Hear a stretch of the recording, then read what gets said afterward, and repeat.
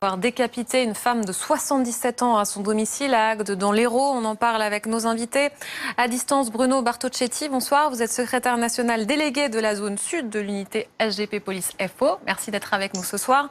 Bonsoir. On ira à Vias, toujours dans l'Hérault, retrouver Antoine Forestier qui a discuté avec une voisine du suspect. À tout à l'heure, Antoine. Je me tourne d'abord vers vous. Bonsoir, Cécile Olivier, chef du service police-justice de BFM TV.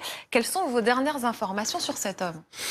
Alors on a pu un petit peu affiner son profil cet après-midi. Donc c'est un homme, c'est un ancien boxeur de 51 ans. Ce qui frappe Céline Pina, évidemment, c'est que pour l'instant, c'est absolument pas la piste terroriste qui est privilégiée, on le rappelle, mais le mode opératoire est particulièrement barbare pour ce crime. Effectivement, décapiter quelqu'un, c'est pas quelque chose qu'on connaît, en tout cas sous nos latitudes. Il y a, j'allais dire, chaque civilisation a sa façon de tuer, malheureusement. Et l'égorgement ou la décapitation, ce sont pas des choses auxquelles on était habitué en France ou en Europe, en tout cas à nos époques.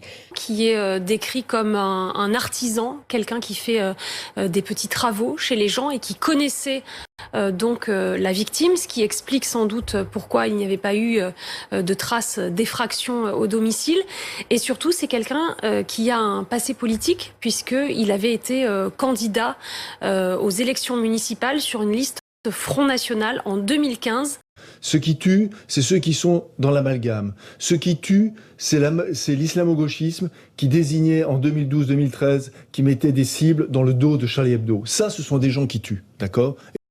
À Hautmont, dans le Nord. C'est un département dont il est originaire. Le suspect souffre enfin de troubles neurologiques. C'est quelqu'un qui faisait de fréquents séjours à l'hôpital pour cette raison. Alors, il avait expliqué à des voisins, Antoine nous expliquera ça tout à l'heure, il avait expliqué aux voisins que c'était à cause de son passé de boxeur qu'il avait ces problèmes neurologiques parce qu'il avait reçu trop de coups.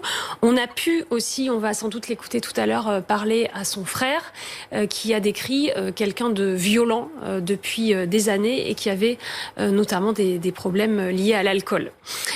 Pour autant, son état a été jugé compatible avec le régime de la garde à vue qui se poursuit.